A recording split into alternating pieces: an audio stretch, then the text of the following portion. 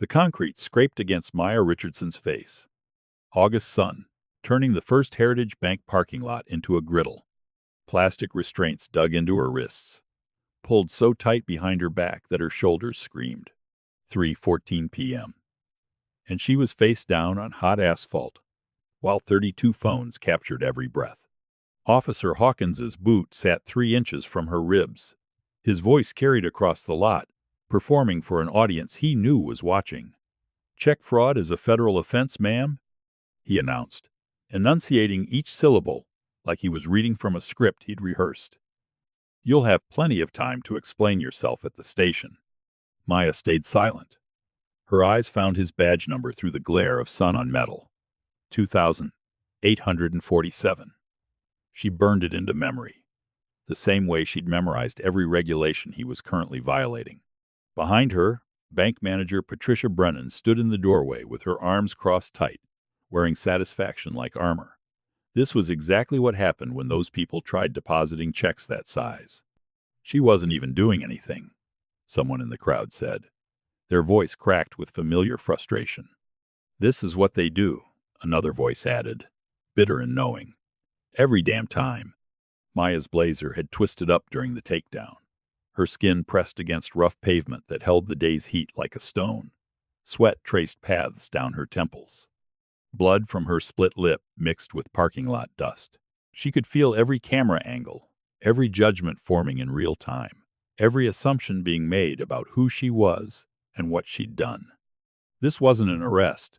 This was theater, public degradation designed to remind everyone watching where power lived and who held it. Hawkins leaned down, his breath hot against her ear. "Should have cooperated when you had the chance." The crowd pressed closer. The cameras kept rolling, and Maya Richardson cataloged every violation, stored every detail, waited for the precise moment to speak, because they had absolutely no idea who they'd just put on their knees. Before we go deeper into this case, take a second and hit that subscribe button. Give this video a like, and let us know where you're watching from. I'm curious to know how far these stories travel. 7 weeks earlier, Maya Richardson's mornings began the way they had for 12 years. 5:30 a.m., tying her running shoes in the darkness of her downtown apartment. The Riverside Trail route was muscle memory by now, 4 miles that took her past the waterfront, through Heritage Park, along the memorial where her brother's name was carved into black granite. She ran to think, to rehearse testimony, to remember why she'd chosen this particular form of warfare against a system designed to grind people down. Each morning, feet hitting pavement in steady rhythm, she mentally reviewed active cases. Today it was the Morningside PD investigation. 6 officers involved in a pattern of illegal stops, all targeting the same 3 neighborhoods. Depositions started Thursday. 23 witnesses lined up. Her 91% conviction rate hanging over her head like a crown she'd never asked for but wore anyway. The media called her the Hammer. She hated that nickname with every fiber of her being, but the numbers told their own story. Back home by 6:45. Showered and dressed by 7:30. Her office was a study in deliberate minimalism. No photographs on the desk. No personal touches except the small cactus on the windowsill, a gift from her niece that somehow kept surviving her neglect. Someone once asked why she kept it. She'd smiled and said, "It reminds me that survival itself can be an act of defiance." What she didn't say. It reminded her of the people she fought for, the ones everyone underestimated, the ones who endured impossible conditions and somehow still found ways to grow. Her brother's FBI badge lived in her left jacket pocket. Academy graduation, class of 2009. Special Agent Marcus Richardson, killed during a routine traffic stop in 2015. 28 years old. Maya was 19 when it happened. Old enough to understand the funeral, the flag, the promises about justice that dissolved like morning fog. She touched the badge before every court appearance. A ritual. A reminder. A vow that his death would mean something more than a news cycle. At her desk, Maya reviewed the Chen family settlement one final time. $520,000. David Chen, 17, unarmed, Killed during a welfare check his mother had requested. 21 months of litigation. 4 attempts at dismissal. One jury that finally saw through the department's carefully constructed narrative. The check sat in her briefcase, issued by the city comptroller, made out to Chen Family Trust, C.O. Maya Richardson, Esquire. She planned to deposit it today during lunch. Personal account at First Heritage Bank, the same bank her family had used for 40 years. The same bank where she'd held an account for 9 years without a single problem. Her assistant appeared in the doorway. Special Agent Richardson, the regional director, called about the Morningside deposition schedule. He needs your witness list by Friday. Maya nodded, already pulling up the file. Civil rights enforcement. Police accountability. This was why she'd joined the FBI, instead of taking the corporate law offers that came with her Harvard degree. Why she worked 70-hour weeks and wrote handwritten thank you notes to child witnesses on cream-colored stationery. Because someone needed to tell them their courage changed things. She didn't do this for recognition.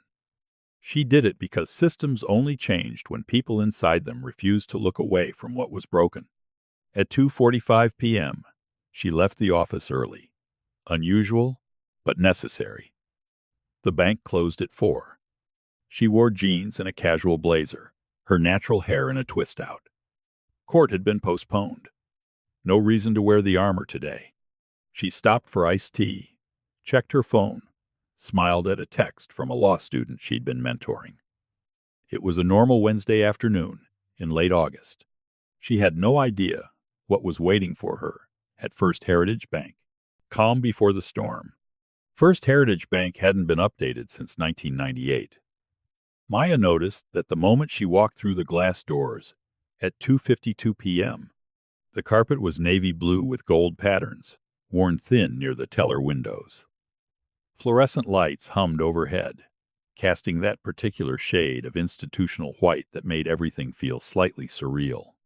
The lobby held 8 customers ahead of her. An older woman depositing Social Security checks. 3 teenagers opening savings accounts for college. A man in a business suit arguing quietly with a loan officer about interest rates. Normal. Beautifully, wonderfully normal. Maya waited her turn, check secure in her leather portfolio. She scrolled through emails on her phone. The regional director with updated guidelines for the Morningside case. Her sister sending photos of her nephew's birthday party. A reminder about tomorrow's strategy session. Her calendar showed the rest of the week packed solid. Depositions at 9. Witness prep at 2. Conference call with the Justice Department at 5. The kind of schedule that made normal people exhausted just reading it. Next customer, please. Maya approached the teller window. The nameplate read, Jennifer Martinez, senior teller. Young woman, early 20s, nervous smile that didn't quite reach her eyes. Good afternoon, Maya said, sliding the check across the counter. I'd like to deposit this into my checking account, please. Jennifer took the check. Her eyes widened slightly when she saw the amount. $520,000. Her fingers trembled just enough for Maya to notice as she turned the check over, examining it. This is a pretty large amount, Jennifer said. Her voice had gone careful, calculated. It's a legal settlement, Maya explained calmly. Issued by the city comptroller. You can verify it with the routing number. Jennifer's smile had completely disappeared. I'll need to get my manager to approve this. Just wait here, please. She disappeared into the back office before Maya could respond. Maya stood at the window, portfolio in hand, watching other customers come and go. 3 minutes passed, then 5, then 7. The subtle shift in atmosphere started around minute 4, other tellers glancing her way, conversations dropping to whispers. A security guard repositioning himself near the door. Jennifer returned with a woman in her mid-40s. Crisp white blouse. Manager nameplate, Patricia Brennan. Her expression was already set in stone before she even looked at Maya. Ma'am, Patricia said, not quite meeting Maya's eyes. We have some concerns about this check. What concerns? Maya kept her voice even. Professional. She'd been here before, not literally, but metaphorically. She knew this dance. The amount is unusual, and we need to verify the source. The source is printed on the check. City of Bridgeport, Office of the Comptroller. You can call to verify. The number's right there. Patricia's jaw tightened. That's not how our verification process works. We'll need to hold the check pending investigation. Investigation of what, exactly? Whether the check is legitimate. Maya felt the familiar cold clarity settling over her thoughts. The same clarity that came during interrogations when she knew someone was lying. I've had an account here for 9 years. I'm a federal agent. The check is issued by a city government office. What specifically about this situation requires investigation? Patricia's face flushed. Ma'am, I'm going to have to ask you to lower your voice. My voice is perfectly level. You're causing a disturbance. Maya glanced around the lobby. Every customer was now watching. The security guard had moved closer. Jennifer stood behind Patricia, looking at the floor. I'm asking legitimate questions about your policies, Maya said. That's not a disturbance. That's a customer requesting clarity. I'm going to call the police, Patricia announced. Loud enough for everyone to hear. Loud enough for Maya to understand. This was the point, the threat designed to make her back down, apologize, leave quietly. You're going to call the police, Maya repeated slowly, because I'm trying to deposit a legitimate check into my own account. I'm calling the police because you're being aggressive and refusing to cooperate with standard banking procedures. The lobby had gone completely silent. Maya could feel every eye on her. This moment crystallizing into something larger than a bank transaction. She knew what was happening. She'd investigated dozens of cases that started exactly like this, legal while black, successful while black, existing while black in a space that decided you didn't belong. Call them, Maya said quietly. I'll wait. Patricia's satisfied smile said everything about what was about to happen. Officer Derek Hawkins received the dispatch at 3:02 p.m. Possible check fraud in progress at First Heritage Bank. Manager reporting an aggressive female refusing to cooperate. He was 3 blocks away, just finishing his coffee, at the gas station on Oak Street. His partner, Officer Ryan Cole, younger, newer to the force, looked over from the driver's seat. You want to take it? Bank fraud? Hawkins shrugged. Probably nothing. But yeah, let's check it out. They arrived at 3:07 p.m.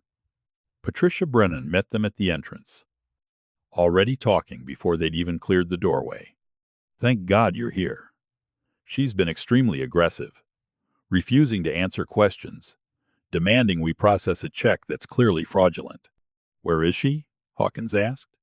Patricia pointed to Maya, still standing at the counter, portfolio in hand, expression calm as still water.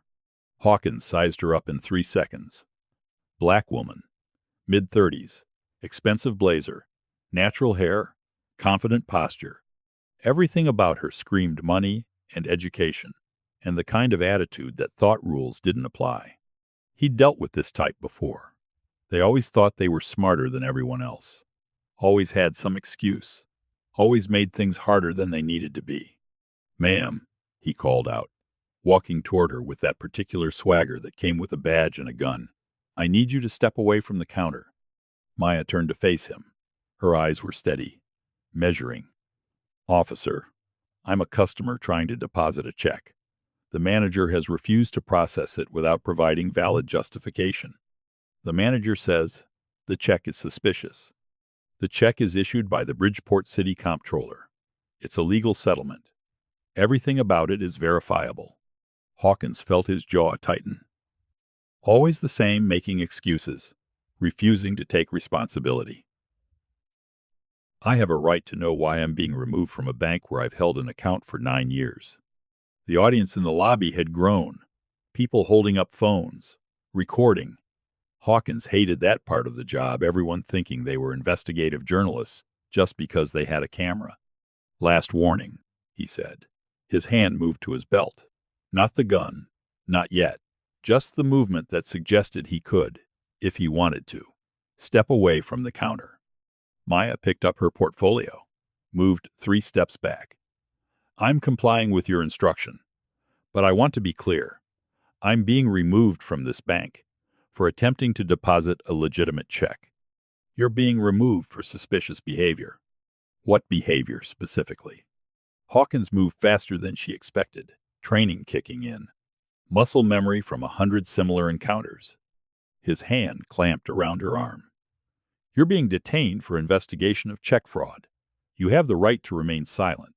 You're arresting me? Maya's voice stayed level, despite the grip on her arm. I'm detaining you pending investigation. On what probable cause? The bank manager's testimony that you attempted to deposit a fraudulent check. The check isn't fraudulent. Call the comptroller's office.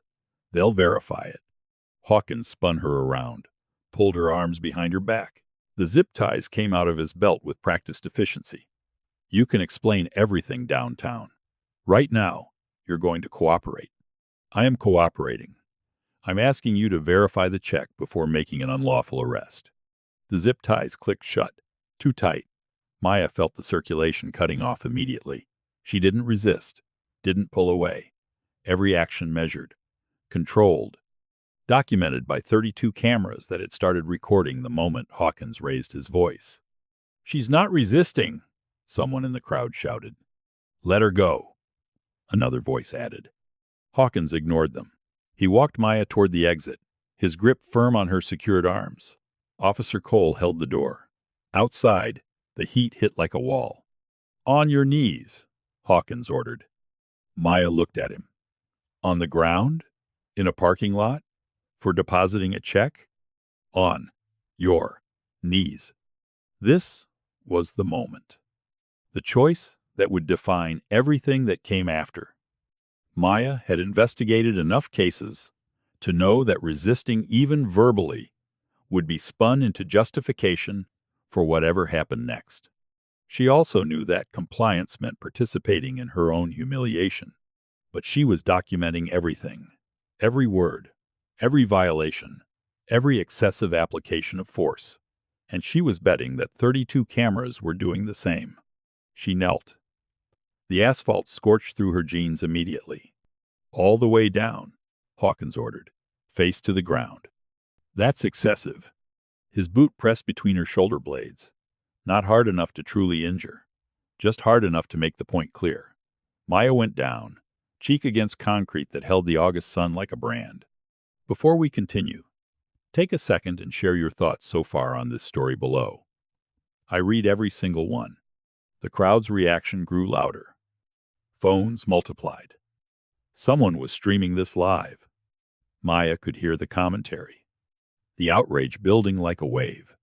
And through it all, she stayed silent, counting violations, memorizing faces, waiting for the exact right moment. Because Officer Derek Hawkins had just made the biggest mistake of his career. He'd arrested an FBI special agent without probable cause, on camera, in front of witnesses who would never forget what they saw. And Maya Richardson was about to show him exactly what happened when you confuse silence for powerlessness. The moment of revelation. The patrol car's back seat smelled like sweat and fear, and the accumulated desperation of 1,000 previous arrests. Maya sat with her hands still zip-tied behind her back, wrists going numb, watching Bridgeport slide past through windows that wouldn't open. Officer Hawkins drove in silence. His partner, Cole, kept glancing back at her through the metal grate that separated front seat from back, nervous energy radiating off him like heat. You gonna tell us your name? Hawkins asked. His tone suggested he already knew the answer didn't matter. Maya stayed silent. She'd learned this lesson early in her career. Every word you spoke before having a lawyer present was ammunition that could and would be used against you. The Fifth Amendment wasn't just a right. It was a survival strategy. Silent treatment, huh? Hawkins chuckled. That's fine. We've got all day. The Bridgeport Police Department headquarters appeared ahead, a squat concrete building that had been old when Maya's brother was alive. She'd been inside it exactly 7 times, twice for depositions. 3 times for witness interviews, once for her brother's funeral arrangements, once to file a complaint that went absolutely nowhere. She knew this building, knew its corridors and its blind spots, and which interrogation rooms had working cameras, and which ones mysteriously malfunctioned when convenient.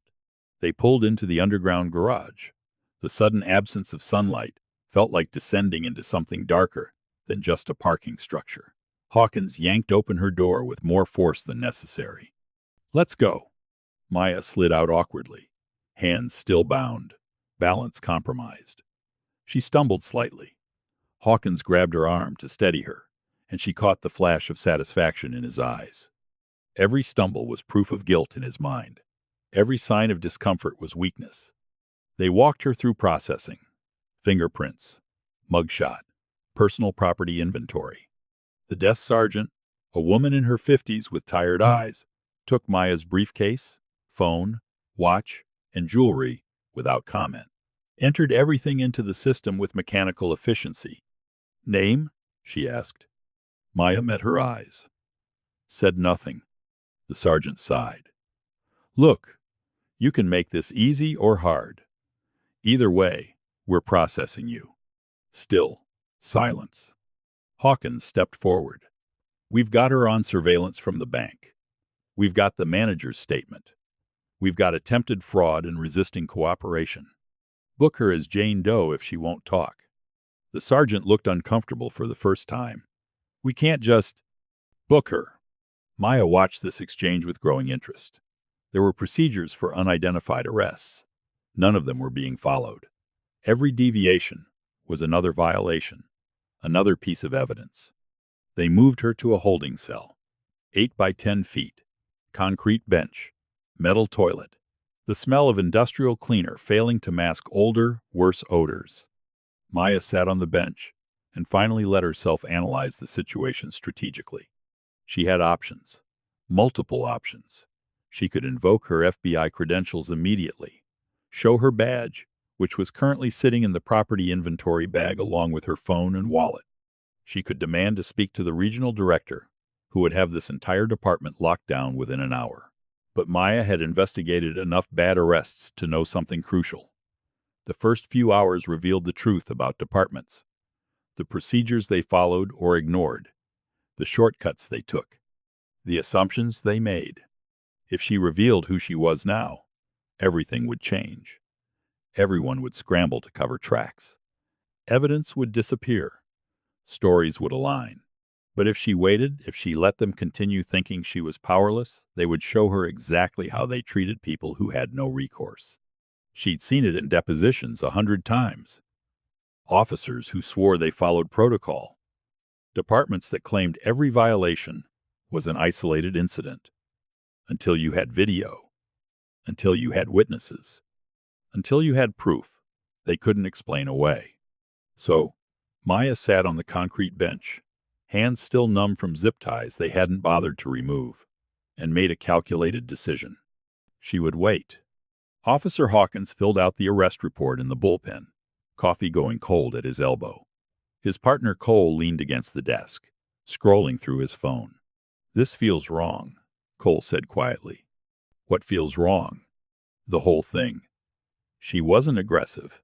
She was just asking questions. Hawkins didn't look up from his paperwork. Patricia Brennan said she was threatening, said she refused to cooperate with security procedures. But we saw her. She was calm, professional. "Cole, you've been on the force for what, 8 months? Let me teach you something." Hawkins set down his pen, looked at his partner with the patience of someone explaining basic math to a child. People like that educated, confident they know how to play the system. They act calm while they're breaking the law, then scream about rights when they get caught. But what if the check was legitimate? Then why wouldn't she just provide ID and answer questions? Cole didn't have an answer for that. Hawkins returned to his report, writing in careful block letters that made everything sound official and justified. Suspect, attempted to deposit check in, amount of $520,000. Bank manager reported suspicious behavior. Suspect became aggressive when questioned. refused to cooperate with lawful investigation, resisted detention. Each sentence was technically true if you removed all context. If you ignored the fact that Maya had asked legitimate questions, that she'd complied with every direct order, that resisting detention meant asking, on what probable cause? Hawkins had written variations of this report 24 times. Sometimes the charges stuck, sometimes they didn't. Either way, the report protected him, made everything look reasonable and necessary. His phone buzzed. Text from Patricia Brennan. Is she still in custody? When can I give my official statement? Hawkins replied, she's being held pending investigation. Come by tomorrow morning for formal statement. Patricia's response came immediately. Thank you. I knew something was off about her. Hawkins smiled. People saw what they expected to see. Patricia expected criminals to look a certain way, act a certain way. And when Maya walked in with her expensive blazer and her $500,000 check, she'd fit the profile of someone who must be doing something wrong. Confirmation bias was a beautiful thing when it worked in your favor. In the holding cell, Maya had been conducting her own investigation. The cell had one security camera mounted in the upper left corner, red light blinking steadily. That meant it was recording, which was good. Documentation cut both ways. She'd been held for 1 hour and 43 minutes. No charges filed, no phone call offered, no explanation provided. Each minute was a violation of procedure. Each passing hour without access to counsel was ammunition. The holding cell door opened. A detective Maya didn't recognize stepped inside. Mid-40s. Gray at the temples. Tired eyes that had seen too much and stopped caring. I'm Detective Morris, he said, settling into the folding chair they'd brought in. You want to tell me what happened at the bank? Maya looked at him. Said nothing. Morris sighed. Look, I've read Hawkins' report. Bank fraud is serious. But if this is a misunderstanding, you need to help me understand. Give me your side. Still silence. You're not making this easier on yourself. Maya held his gaze. She'd sat across from 1,000 suspects who'd stayed silent despite her best efforts. Now she understood their calculation. Words were weapons. Once spoken, they couldn't be recalled or recontexted. Morris tried for another 10 minutes. Different approaches. Good cop, understanding cop, frustrated cop. Maya sat perfectly still through all of it, hands folded in her lap, expression neutral. Finally, Morris stood up. Have it your way. But you should know refusing to cooperate makes you look guilty. Juries notice that. He left. The door clanged shut. Maya was alone again with the humming fluorescent lights and the blinking camera and her growing catalog of violations. 3 hours passed. Then 4. The cell window showed late afternoon fading to evening. Maya's stomach reminded her she hadn't eaten since breakfast. Her shoulders ached from the earlier restraints. Her cheek throbbed where it had hit the pavement. Small discomforts. Manageable discomforts. She'd interviewed people who'd been held in conditions far worse than this. At 7:30 p.m., the cell door opened again. This time, it was a uniformed officer she hadn't seen before. Young, uncertain. You get one phone call, he said. Come on. He led her to a phone bank in the hallway. Old-style landline. Maya picked up the receiver, mind already calculating her next move. She could call her supervisor, could call the FBI legal department, could call her sister, who'd immediately contact every civil rights organization in the state. Instead, she dialed a different number, one she'd memorized years ago. The phone rang twice before someone picked up. Bridgeport Civil Rights Advocacy, a woman's voice answered. This is Sharon. Sharon, this is Maya Richardson. I need you to listen very carefully. Sharon Williams had been running the Bridgeport Civil Rights Advocacy Office for 16 years. She'd heard every kind of story, wrongful arrests, excessive force, constitutional violations that made her blood pressure spike just listening. But Maya Richardson calling from police holding was something different entirely. Maya? Sharon's voice went sharp with concern. What happened? I'm being held at Bridgeport PD. Arrested at First Heritage Bank for attempting to deposit a legitimate check. No charges filed yet. No lawyer provided. I need you to document everything I'm about to tell you. Maya spoke quickly, precisely. Every detail, every timestamp, every violation. Sharon typed with the speed of someone who'd been preparing for exactly this kind of call her entire career. When Maya finished, Sharon was silent for 3 seconds.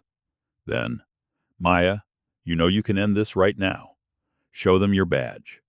One phone call to the regional director. No. I need you to trust me. Don't contact FBI. Don't reveal my position. Just document everything.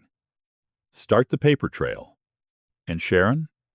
Maya's voice dropped lower. Call the media. Every outlet you have contacts with. Tell them there's a story developing at Bridgeport PD. A wrongful arrest. That's going to get very interesting very soon. Sharon understood immediately. You're building a case. I'm letting them build it for me. Every hour they hold me without cause is evidence. Every procedure they skip is proof. If I show my badge now, they'll claim it was all a misunderstanding. But if I wait, they'll show exactly how they treat people who can't fight back. Exactly. Before we go deeper, I would love to hear your point of view. If you were in Maya's position, facing illegal detention, what would you do? Tell me what part hit you the hardest in the story, and share your thoughts in the comments. The officer monitoring her call was getting impatient. Maya could see him checking his watch. I have to go, she said. Document everything. Start the clock. And Sharon, make sure those cameras are ready when this breaks. She hung up before Sharon could respond. Let the officer lead her back to the holding cell, sat down on the concrete bench, and waited. Because in approximately 12 hours, when the news cycles started rolling, when the questions started coming, when the pressure built to the point where someone finally checked her credentials, everyone in this building was going to learn a very important lesson. Maya Richardson wasn't a suspect. She was the prosecutor who'd put 4 police departments under federal oversight. And she'd just given them enough rope to hang themselves. The storm breaks. Sharon Williams didn't waste time. The moment she hung up with Maya, she started making calls. First to her network of activists who'd been fighting these battles for decades. Then to the journalists who'd covered enough wrongful arrests to recognize the pattern. By 9 p.m., word was spreading through Bridgeport's advocacy community like electricity through water. Maya Richardson, the FBI agent who'd prosecuted half the corrupt cops in the region, was being held in a police cell for depositing a check. No charges, no lawyer, no explanation.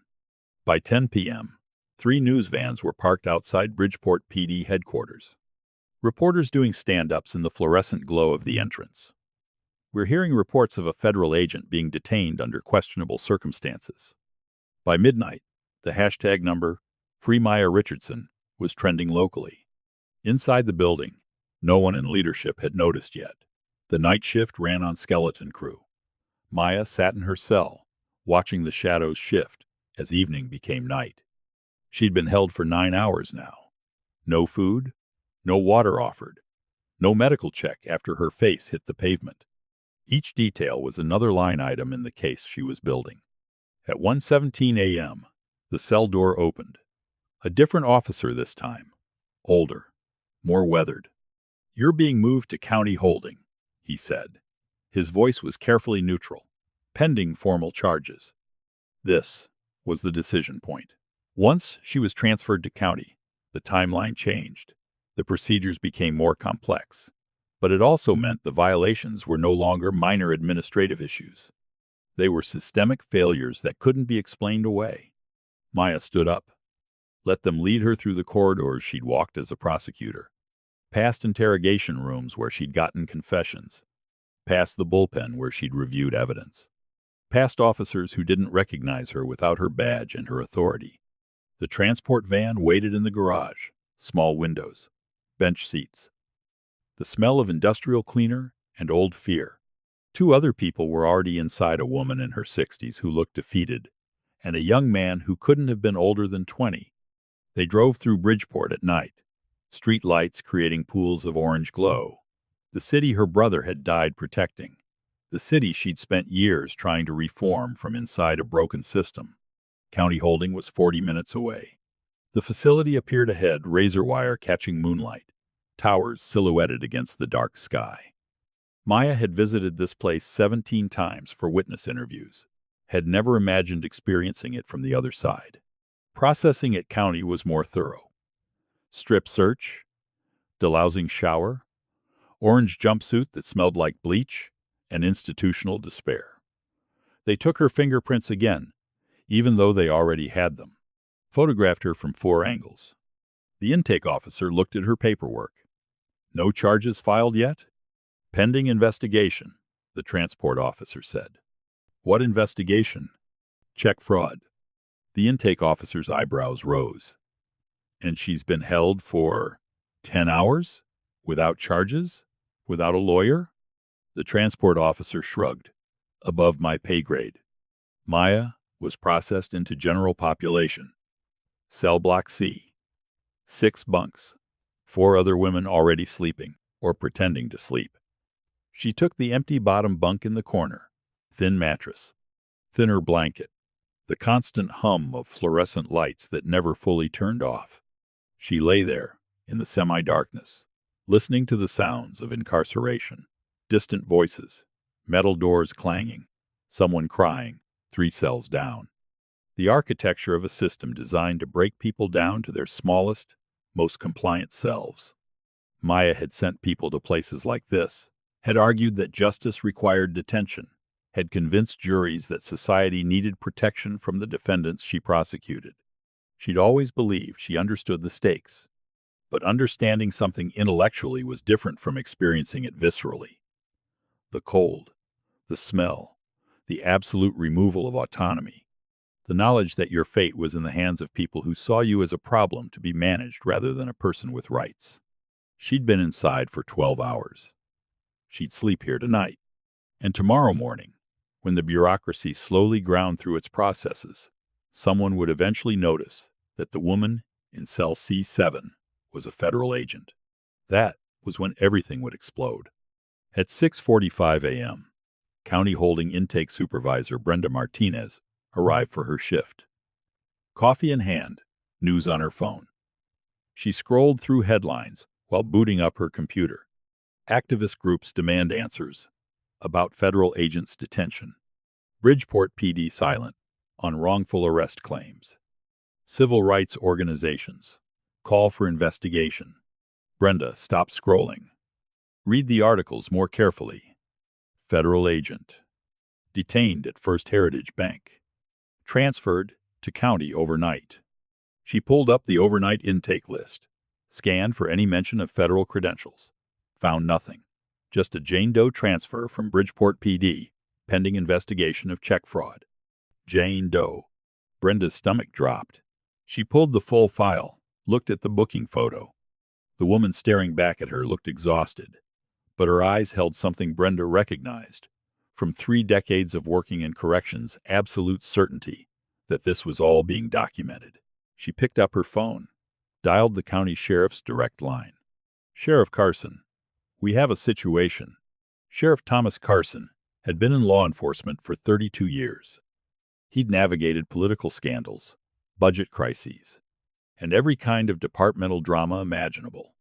But when Brenda Martinez explained what she'd just discovered, his blood pressure spiked in ways his doctor would definitely not approve. We're holding an FBI agent, he repeated slowly. An FBI agent was transferred here as a Jane Doe? Yes, sir. Booked last night. No charges filed. No lawyer provided. She's been in custody for approximately 14 hours. Carson looked at the news alerts on his computer screen. The hashtag now had 60,000 tweets.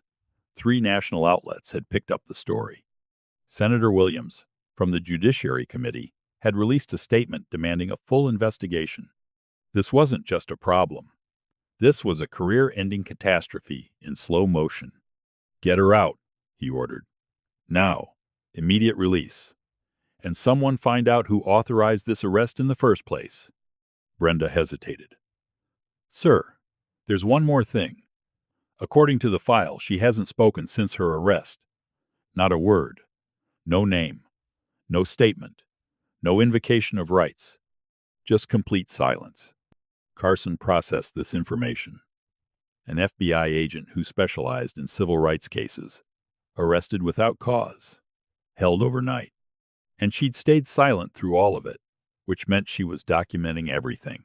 Building an airtight case against every person involved. Get her out, he repeated, and get me the Bridgeport police chief on the phone. Now. Maya was awake when they came for her. 7:23 a.m. She'd been lying on the thin mattress, watching the morning light change the quality of the fluorescent glow, listening to the facility wake up around her. Richardson, the guard called. You're being released. Maya stood up, walked to the cell door, still silent. The processing back out took longer than processing in. They returned her property briefcase, phone, dead battery, watch, jewelry. Everything accounted for except her dignity, which wasn't cataloged in their inventory system. Brenda Martinez appeared as Maya was signing release forms. Special Agent Richardson, I want to apologize on behalf of this facility. Maya looked at her, signed the final form, picked up her belongings, walked toward the exit without a word. She emerged into morning sunlight. The media circus was waiting. 15 news vans, 40 journalists, cameras and microphones, forming a gauntlet she'd have to walk through to reach freedom. Sharon Williams stood at the front of the crowd, relief and fury warring on her face. She pushed through to Maya's side. Are you okay? Maya nodded once, still not speaking. Her silence had become armor. Every hour she'd maintained, it was proof of discipline, of control, of someone who understood the power of letting your enemies talk themselves into corners. Special Agent Richardson, a reporter called out. Can you comment on your arrest? Agent Richardson, are you filing charges against Bridgeport PD? What happened at the bank? Why were you held overnight? Maya walked through the crowd without answering. Sharon ran interference, physically blocking the most aggressive journalists. They reached Sharon's car, got inside, pulled away from the facility as cameras tracked their departure. Only when they were 2 blocks away, stopped at a red light, did Maya finally speak. Sharon, I need you to set up a press conference for this afternoon, 3 o'clock. I want statements from the ACLU, from the NAACP, from every civil rights organization in the state. I want the video from the bank's security cameras. I want statements from every witness who filmed my arrest. And I want the full personnel files for Officer Derek Hawkins and every other officer involved. Sharon's hands tightened on the steering wheel. Maya, you should go home. Sleep. Process what just happened. What just happened? Maya interrupted. Her voice quiet but absolutely certain. Was a gift. They showed me exactly who they are when they think no one powerful is watching. They showed the whole world. And now I'm going to make sure everyone understands exactly what they saw. If you were Maya's lawyer or friend right now, what advice would you give her? Share your perspective in the comments. I'm really curious about this one. Testimony and truth. The press conference room at the Bridgeport Civil Rights Advocacy Center was packed by 2:30 p.m. Standing room only. Cameras from every major network. Journalists shoulder to shoulder. The energy in the room felt electric, dangerous, like lightning building before a storm. Maya stood backstage, reviewing her notes one final time. She'd showered, changed into a fresh suit, navy blue, professional, armor, for what was about to happen. The bruise on her cheek had darkened overnight. She'd considered covering it with makeup, then decided against it. Let them see what 14 hours in custody looked like. Sharon appeared at her elbow. The room is ready. ACLU sent their regional director. NAACP has 3 representatives. We've got statements from 7 witnesses who filmed your arrest. And Maya. Sharon paused. The FBI regional director is here. He's asking to speak with you before you go on. Regional Director James Patterson was waiting in the small office they'd converted into a green room. Tall, graying, the kind of presence that commanded respect even in casual clothes. Maya had worked under him for 8 years. He'd promoted her twice, trusted her with the most sensitive cases. He looked at her bruised face and his jaw went tight. Maya. Jesus Christ. Sir, tell me you're okay. I'm functional. Patterson shook his head. I got the call at midnight. By the time I understood what was happening, you were already at county. I tried to get you released immediately, but they said, he stopped. This should never have happened. No, Maya agreed quietly. It shouldn't have. And it happens every day to people who don't have a federal badge to flash. Patterson studied her. You didn't flash yours. No, sir. You let them hold you for 14 hours, without identifying yourself, without invoking your position. He leaned back against the desk. That was either incredibly brave or incredibly reckless. It was strategic. It was dangerous. Yes, Maya met his eyes. But necessary. Because if I'd told them who I was, this story would have been buried by breakfast. One embarrassed apology. One claim of miscommunication. One more incident swept under administrative carpets. Instead, I have 14 hours of documented constitutional violations. I have video of my arrest going viral with 17 million views. I have proof of exactly how they treat people when they think there won't be consequences. Patterson was quiet for a long moment. What are you planning to do? I'm going to tell the truth. All of it. And then I'm going to recommend that the Department of Justice open a full investigation into Bridgeport PD's arrest procedures, with particular focus on racial profiling and excessive force. Maya, you just experienced severe trauma. You're entitled to take time. I don't want time. I want accountability. They could argue you're too close to this, that your judgment is compromised. Maya's voice went very soft. My judgment is absolutely clear, sir. For the first time in my career, I understand exactly what our witnesses experience when they try to report these violations. The fear, the humiliation, the system that's designed to make you give up rather than fight back. I can't prosecute these cases anymore without acknowledging that I've now lived a version of what I've been investigating. Patterson nodded slowly. All right. But Maya, after this press conference, you're taking 3 days. Mandatory. See a doctor. Talk to someone. Process this. Because when you come back, the work is going to get much harder. Why? Because half the law enforcement community is going to see you as a traitor, and the other half is going to expect you to be perfect, to never make a mistake, to be the symbol of everything they want to believe about justice. He put a hand on her shoulder. That's a heavy burden. I've been carrying heavy burdens my whole career, sir. I know. That's why I'm worried about you. Sharon knocked on the door. Maya, it's time. The press conference began at exactly 3 p.m. Maya walked to the podium, adjusting the microphone, looking out at the sea of cameras and faces, and the desperate hunger for a story that made sense. She spoke for 23 minutes. No notes. Just the truth, measured out in careful sentences that built the narrative piece by piece.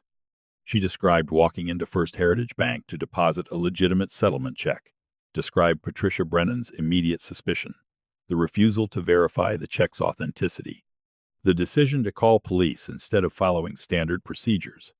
She described Officer Hawkins's arrival, his instant assumption of guilt, his refusal to verify the check even when she provided the comptroller's office number, the escalation from questioning to arrest in under 4 minutes.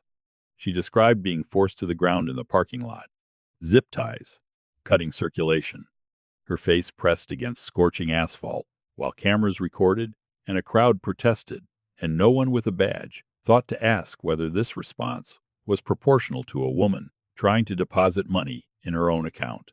She described 14 hours in custody, no charges, no lawyer, no explanation, the transfer to county holding, the strip search, the night spent in a cell designed to break people down. And then she said something that made every journalist in the room stop taking notes and just listen. I am an FBI special agent. I have prosecuted police corruption cases for 12 years. I know the law. I know my rights. I had the power to end my detention at any moment by revealing my credentials. She paused. But I chose not to, because revealing who I was would have made this about me. About one federal agent having a bad experience. I wanted this to be about the hundreds of people who have the same experience every single day in this country, who don't have a badge to flash, who can't call a regional director, who are processed through a system that assumes guilt based on the color of their skin and the size of the check they're trying to cash.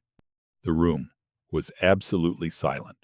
I spent one night in county holding, one night experiencing what I've asked juries to impose on defendants I've convicted. And I want to be very clear about something. Detention is brutal. It is dehumanizing. It strips you of autonomy and dignity. It is designed to make you compliant, to break your will, to convince you that cooperation with any demand is better than continued confinement. Maya's voice didn't waver.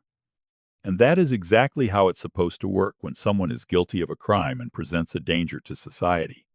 But it is catastrophically unjust when applied to innocent people, when used as punishment before trial, when deployed as a tool of social control against communities that are already over-policed and underprotected. She let that sink in, then continued. I was arrested yesterday for banking while black, for existing in a space where someone with authority decided I didn't belong, couldn't possibly have legitimate reasons for being there. Must be doing something wrong because people who look like me don't have $500,000 checks. She touched her bruised cheek. This is what happened to me, a federal agent, in broad daylight, on camera, with witnesses. Imagine what happens to people when the cameras aren't rolling. The questions started immediately after she finished, shouted from every corner of the room. Maya took them methodically, answering each with the precision of someone who'd spent years giving testimony. Are you filing charges against Officer Hawkins? The FBI and Department of Justice will determine appropriate actions. I'm recused from any prosecutorial decisions regarding my own case. What about the bank manager, Patricia Brennan? First Heritage Bank's policies and training procedures will be thoroughly reviewed. Do you think this was racially motivated? Maya paused. This was the question that mattered, the one that would be quoted in every headline. I think, she said carefully, that when a black woman walks into a bank with a large check, there are assumptions made about criminality that wouldn't be made if she were white. I think those assumptions are so deeply embedded in our societal framework that people don't even recognize them as bias. They call it following procedure or exercising reasonable caution. But the result is the same. Legitimate behavior treated as suspicious. Legal transactions treated as criminal. People of color denied the presumption of innocence that should be every American's right. She locked eyes with the camera. This isn't about one bad officer or one prejudiced bank manager. This is about a system that taught them to see me as a threat. And until we address that system, until we acknowledge that bias isn't just individual prejudice, but structural assumption, we're going to keep having these conversations. We're going to keep watching videos of people being arrested for existing. And we're going to keep pretending this is about isolated incidents, instead of patterns we refuse to see. The press conference ran for 90 minutes. When it finally ended, social media was exploding. The video clips were going viral faster than analysts could track. Number banking while black was trending nationally. Maya stepped off the podium, exhausted down to her bones. Sharon caught her before she could escape to the back office. You did it, Sharon said quietly. You made them listen. Making them listen is the easy part, Maya replied. Making them change is harder. At Bridgeport Police Department headquarters, Chief William Brennan watched the press conference on a monitor in his office. His phone had been ringing nonstop. The mayor, the city attorney, 3 different council members, a reporter from the Washington Post. Everyone wanted to know the same thing. How had this happened? Officer Hawkins sat in the chair across from him, looking smaller than he had yesterday, less certain. His union representative sat beside him, taking notes, preparing for the inevitable investigation. "Sir, I followed procedure," Hawkins said for the third time. "The bank manager reported suspicious activity. I responded. The suspect refused to cooperate." "She wasn't a suspect," Chief Brennan interrupted. "She was a customer depositing a legitimate check, and her name is Special Agent Maya Richardson, not the suspect." Hawkins's jaw tightened. "I didn't know that." "You didn't ask. You didn't verify. You didn't do even basic due diligence before arresting a federal agent in a bank parking lot on camera in front of 40 witnesses. She was refusing to answer questions. She was invoking her constitutional right to remain silent, which you should have recognized as completely legal." Chief Brennan's voice had risen to a shout. He took a breath, forced himself back to professional calm.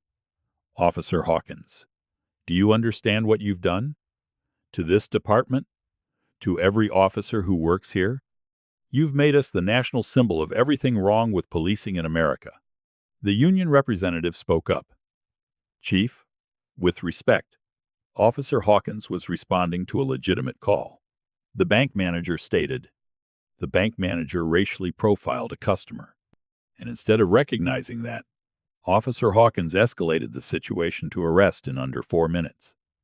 The chief pulled up the security footage on his computer. "Watch this. Tell me where he asks to verify the check. Tell me where he attempts de-escalation. Tell me where he does anything except assume guilt and apply force."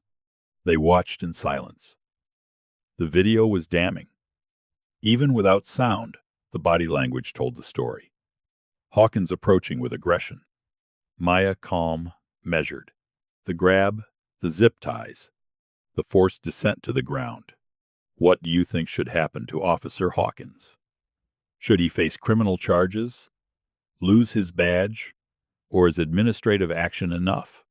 Drop your thoughts below. "I'm recommending your suspension pending full investigation," Chief Brennan said when the video ended. "Internal Affairs will handle the specifics." "But Hawkins, I need you to understand something." He leaned forward. "This isn't going away. This is the case that's going to define your career, and probably mine, and possibly this entire department's future. Because Maya Richardson isn't just any federal agent. She's the prosecutor who put 4 departments under federal oversight. She knows exactly what she's doing. And she just handed us enough rope to hang ourselves." Hawkins left the office 20 minutes later, badge and gun, surrendered to Internal Affairs. He walked through the bullpen, where every officer suddenly found paperwork to focus on instead of meeting his eyes. His career was over. He knew that.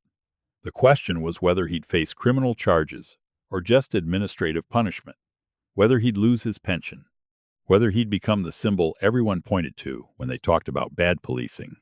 He thought he was doing his job, following training, responding to a call, keeping the community safe. But Maya Richardson had shown everyone exactly what his training actually was. Assumptions coded as procedure, bias disguised as caution, and the absolute certainty that some people deserved the benefit of doubt while others didn't. Ripple effects. 3 days after the press conference, Maya sat in her apartment staring at her laptop screen.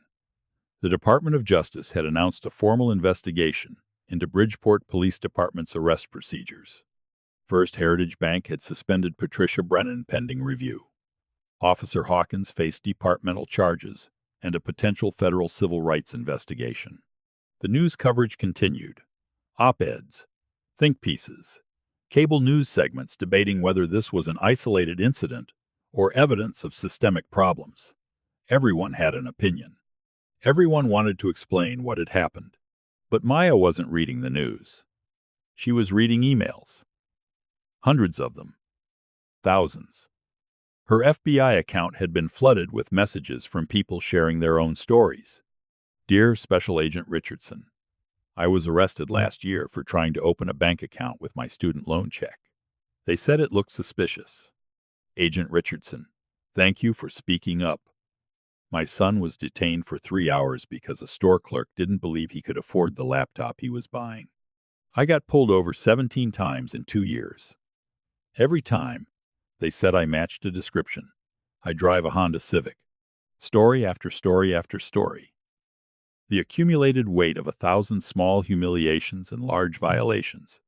People who'd been told to be quiet, to not make waves, to accept that this was just how things were.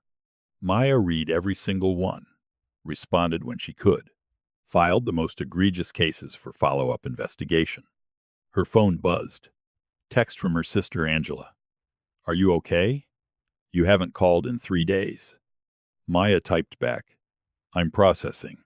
I'll call tonight. Promise." Another text appeared immediately. This one from Sharon Williams. "Community meeting tonight at 7. They want to hear from you. No pressure, but it would mean a lot."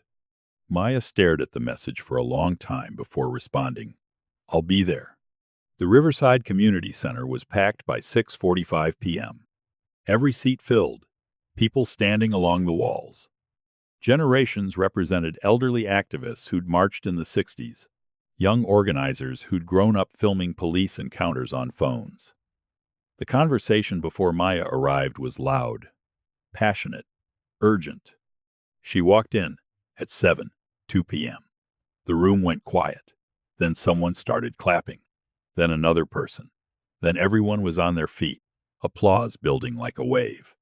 Maya stood at the entrance, overwhelmed. She'd given testimony in courtrooms, had argued before federal judges, had faced down hostile cross-examination without flinching. But this spontaneous ovation from people who'd lived these experiences broke something loose inside her chest. Sharon guided her to the front. The applause continued for nearly a minute before finally settling. Maya took the microphone, looked out at faces that reflected hope and pain and determination. "Thank you for being here," she said. Her voice was steadier than she felt. "I know everyone wants to talk about what happened to me, but I want to talk about what happens to all of us." She spoke for 40 minutes, not as a federal agent, not as a prosecutor, just as someone who'd experienced the same injustice that people in this room faced regularly. An elderly woman named Dorothy stood up when Maya opened the floor for questions. "My grandson was arrested last month, 16 years old. He was waiting for me outside the grocery store. Someone called police saying he looked suspicious. They handcuffed him, made him sit on the curb for an hour while they ran his name. He wasn't doing anything wrong, just existing while black in a neighborhood where someone decided he didn't belong." Dorothy's voice cracked. "What do I tell him? How do I explain that following the rules doesn't protect you when people with power have already decided you're a threat?" Maya didn't have an easy answer. "You tell him the truth. That the system is broken but not beyond repair. That every person who stands up, who films, who refuses to accept this as normal, makes the system a little less broken. You tell him his humanity isn't diminished by other people's prejudice. And you tell him that people are fighting to change this. That he's not alone." A young man in his 20s stood next. "I want to know why we should trust the system to investigate itself. You're FBI. You're prosecuting police departments. But you're also part of law enforcement. How do we know this isn't just going to be more empty promises?" It was a fair question. An important question. "You don't trust blindly," Maya answered. "You document everything. You demand transparency. You hold people like me accountable for the promises we make. Change doesn't come from trusting the system. It comes from forcing the system to be trustworthy through constant vigilance and pressure." The meeting ran until nearly 10 p.m. People sharing stories, organizing strategies, planning next steps. Maya listened to it all, taking notes, committing names and cases to memory. When it finally ended, a group of teenagers approached her. The youngest couldn't have been more than 14. "Agent Richardson," the girl said, "we want to know how to protect ourselves. When we get stopped, when police think we're doing something wrong, what do we do?" Maya looked at these kids who shouldn't have to strategize survival during routine encounters with people who were supposed to protect them. But they did, because reality didn't care about what should be. First, you stay calm, no matter how scared you are. Second, you clearly state that you don't consent to any searches. Third, you ask if you're free to leave. If they say yes, you leave. If they say no, you ask why you're being detained. Fourth, you don't argue, don't run, don't reach for anything without announcing what you're doing first. She paused. And fifth, you remember that none of this is fair. None of this should be necessary. But staying alive is more important than proving a point. The girl nodded slowly. My mom says the same thing. Your mom is right. And I'm going to keep fighting to build a world where she doesn't have to teach you these lessons. At First Heritage Bank, Patricia Brennan cleaned out her desk at 6:30 a.m. before any other employees arrived. The suspension became a termination yesterday afternoon. The bank's corporate office had made it clear. Her decision to call police, instead of following verification procedures, had created a liability they couldn't defend. She packed her personal items into a cardboard box. Photos of her daughter's wedding, coffee mug from last year's employee appreciation event, the nameplate that said Senior Manager in brass letters. 23 years with this bank, gone because she'd followed her instincts about a suspicious transaction. Except it hadn't been suspicious. The check was legitimate. Maya Richardson was a customer in good standing, and Patricia's instincts hadn't been about the check at all. They'd been about the woman holding it. About the assumptions Patricia had made the moment she saw a black woman with a check that large. She could admit that now, alone in her empty office at dawn, could acknowledge the thought that had flashed through her mind. She can't possibly have earned this legally. That thought had seemed reasonable at the time. Protective even. Doing her due diligence to protect the bank from fraud. But reasonable assumptions had turned into national headlines. Protective instincts had become evidence of systemic bias. Patricia wasn't a bad person. She'd never considered herself prejudiced. She had black friends, voted for progressive candidates, considered herself socially conscious. But Maya Richardson had shown everyone, that bias wasn't about what you believed. It was about what you assumed without even realizing you were assuming it. The box packed. Patricia walked out of First Heritage Bank for the last time. The parking lot where Maya had been arrested was empty now. But Patricia could still see it. The crowd, the cameras, the woman on her knees.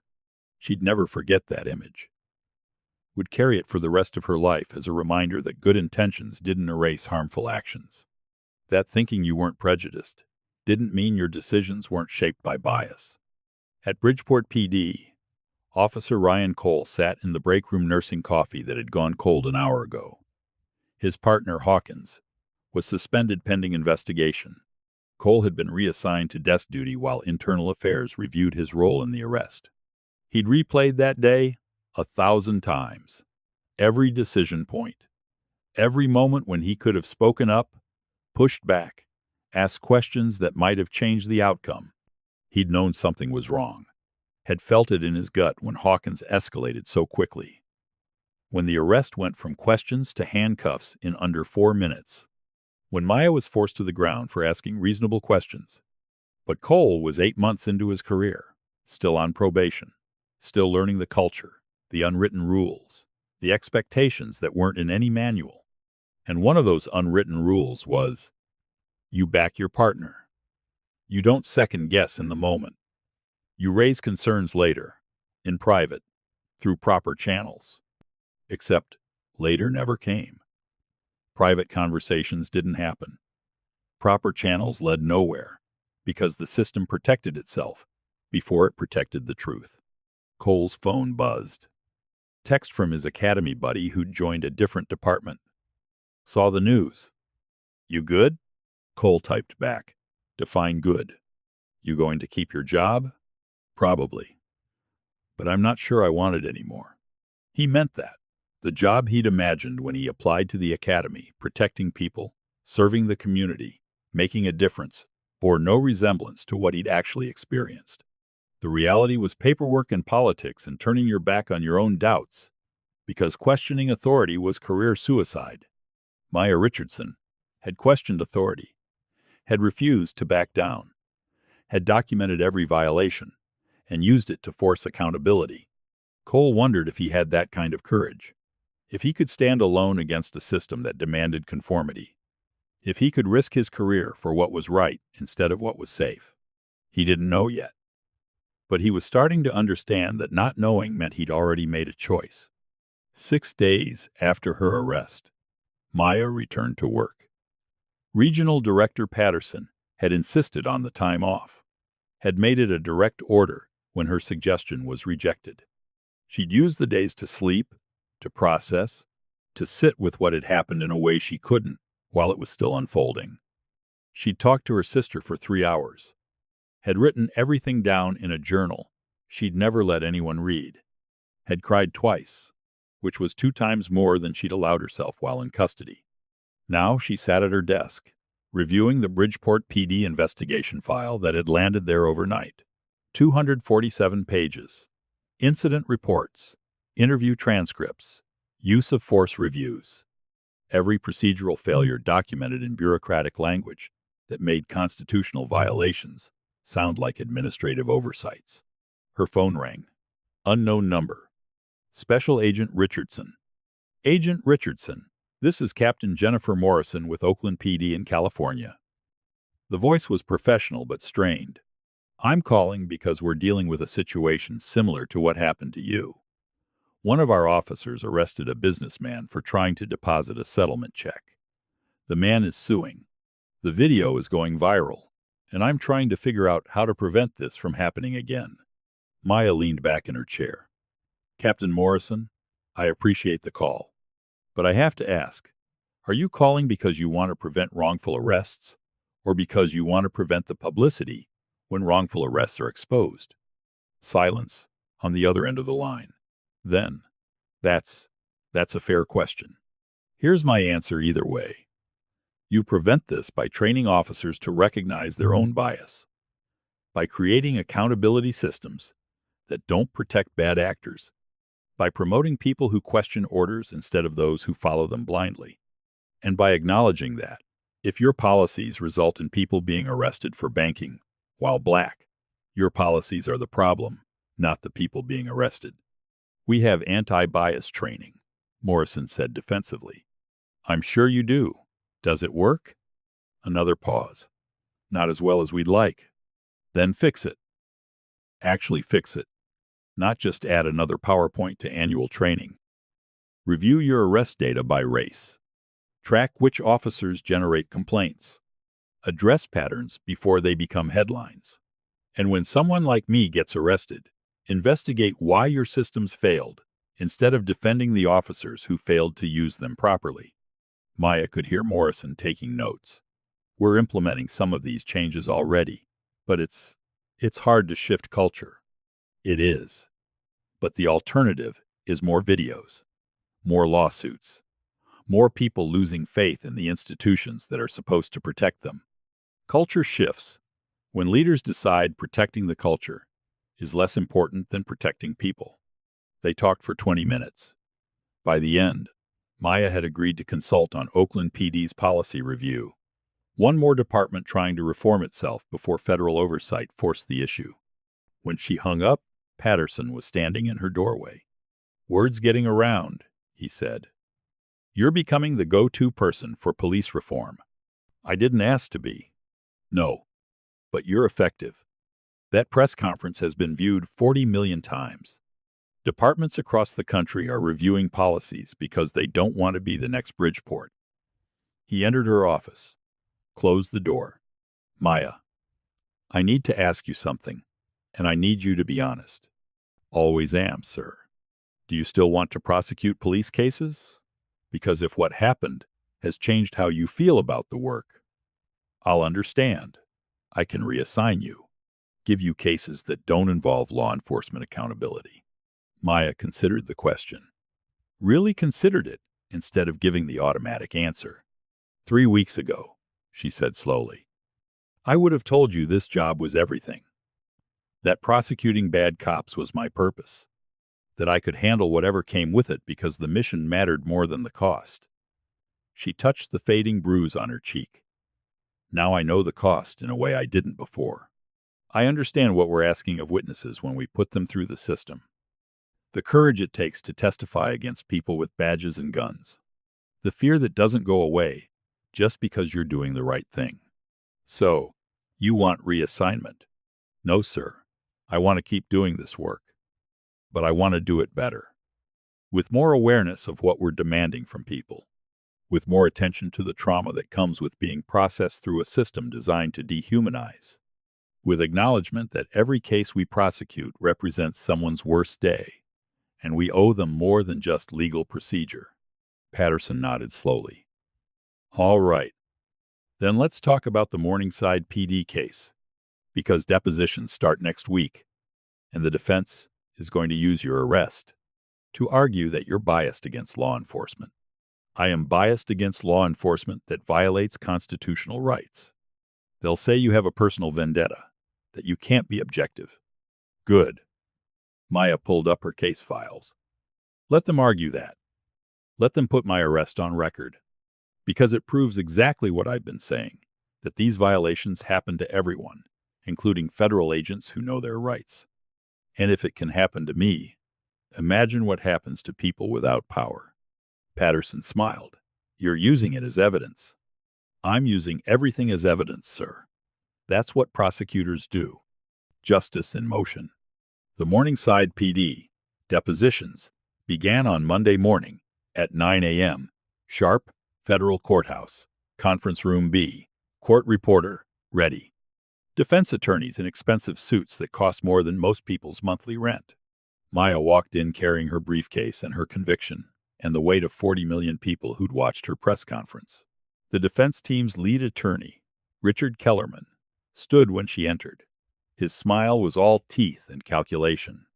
Special Agent Richardson, how nice to see you've recovered from your recent ordeal. Maya set down her briefcase. Let's begin, shall we? The first witness was Officer James Porter from Morningside PD, 37 years old, 14 years on the force, 17 formal complaints filed against him, 0 sustained. Kellerman started with the usual softball questions. Background, training, years of service, building the narrative of a dedicated officer just doing his job. Then Maya took over. Officer Porter, how many times have you stopped someone in the Riverside neighborhood in the past year? I'd need to check the records. I have the records. 63 stops in 12 months. How many resulted in arrests?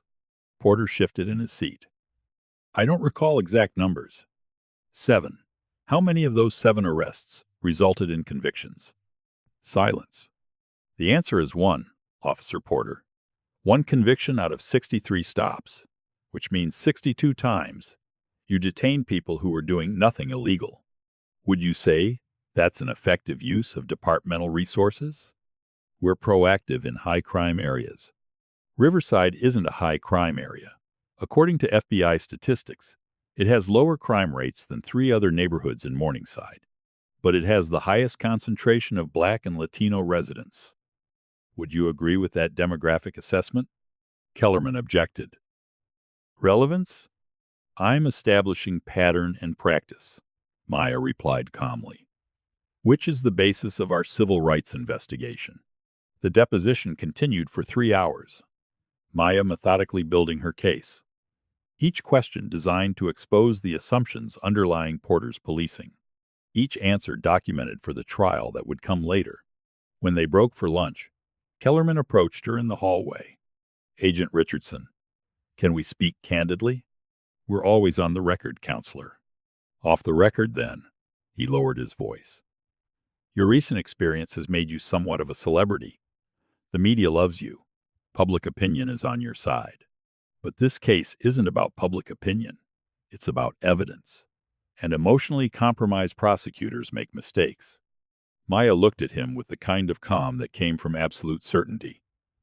Counselor, I appreciate your concern, but I'm not emotionally compromised. I'm informed. There's a difference. I understand these cases in a way I didn't 3 weeks ago. That makes me a better prosecutor, not a worse one. The defense will argue you can't be objective.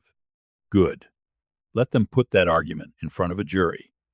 Let them explain why experiencing injustice disqualifies someone from prosecuting injustice.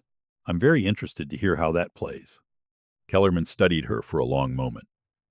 You're not going to settle this, are you? Not unless your clients want to agree to comprehensive reform, federal oversight, and accountability measures that actually mean something. Otherwise, we'll see you in court. She walked away before he could respond. Behind her, she heard him sigh, the sound of someone realizing his leverage had just evaporated.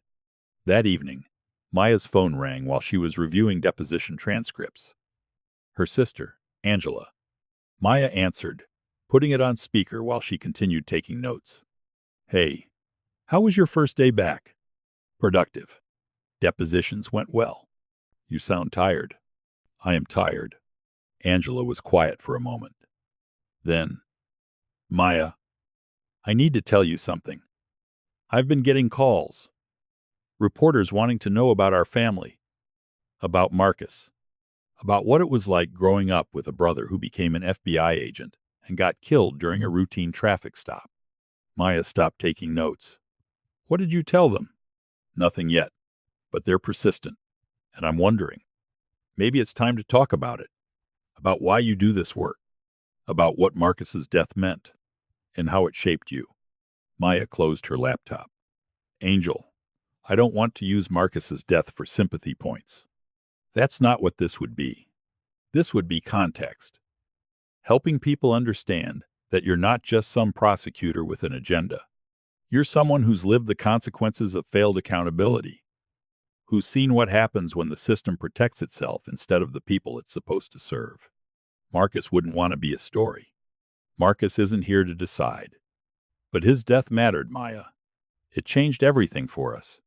Changed who you became. And maybe people need to know that. Maya walked to her window. The city lights spread below her like a constellation of individual stories. Each light someone's home, someone's family, someone's hope that tomorrow would be better than today. If I tell that story, she said quietly, it becomes about me again. About my trauma, my loss. But this isn't about me. It's about the pattern. The thousands of Marcuses who die every year in encounters that should never have turned lethal. Then tell it that way. Tell Marcus's story as one example of a systemic failure, not as your personal tragedy. Use it to help people understand why this work matters to you. Maya considered this. Her brother's death had been ruled justified. The officer involved faced no charges. The department issued a statement about the tragedy of the situation while defending the split-second decisions officers had to make. Marcus had been reaching for his FBI credentials. The officer thought he was reaching for a gun. 3 shots, 23 seconds from license and registration to fatal shooting. The settlement his family received was accompanied by a non-disclosure agreement. They'd signed it because they needed the money, and the lawyers said fighting would take years and probably wouldn't change anything anyway. But that was before Maya became a federal prosecutor. Before she understood that NDAs protected departments more than families. Before she knew she could fight back. All right, she said. I'll think about it. But Angela, if we do this, we do it right. We tell the whole story. No sanitizing to make people comfortable. No avoiding the parts that make law enforcement look bad. I wouldn't want it any other way. They talked for another hour. About family. About fear. About the decision to keep fighting even when fighting was exhausting. When they finally hung up, Maya sat in the dark apartment watching the city lights and thinking about her brother. Marcus had believed in the system, had joined the FBI because he thought he could change it from inside, had spent 6 years investigating civil rights violations before a traffic stop ended his life at 28. Maya was 34 now, had lived longer than her brother, had prosecuted more cases, won more victories, changed more policies. But she'd also learned what Marcus died before understanding. The system didn't change because people inside it decided to be better. It changed because people outside it refused to accept business as usual. Her arrest had been brutal, traumatic, humiliating, but it had also been clarifying. She understood now what her witnesses experienced. understood the fear that came with being powerless in the hands of people who didn't see your humanity. And she understood that her brother's death hadn't been a tragic accident. It had been the predictable result of a system that trained officers to see threats instead of people. The Bridgeport PD investigation concluded on Thursday afternoon. Department of Justice findings: systemic failures in training, supervision, and accountability. Recommendations for comprehensive reform, including revised use of force policies, mandatory bias training that actually worked, civilian oversight, and federal monitoring for a minimum of 5 years. Officer Derek Hawkins was formally charged with civil rights violations, assault, and official misconduct. His trial date was set for 6 months out. The city had already offered Maya a settlement, $2 million, and formal apology in exchange for dropping civil charges. She'd declined. Money wasn't the point. Acknowledgement was. On Friday morning, Maya received a call from Senator Williams, chair of the Senate Judiciary Committee. He wanted her to testify at hearings on police reform, national stage, C-SPAN cameras, the opportunity to shape policy at the federal level. "I'll testify," Maya told him. "But on one condition. I bring witnesses with me, people who've experienced these violations but don't have federal badges to flash. People whose stories matter just as much as mine but get ignored because they don't make headlines. That's unconventional. That's non-negotiable." Senator Williams paused.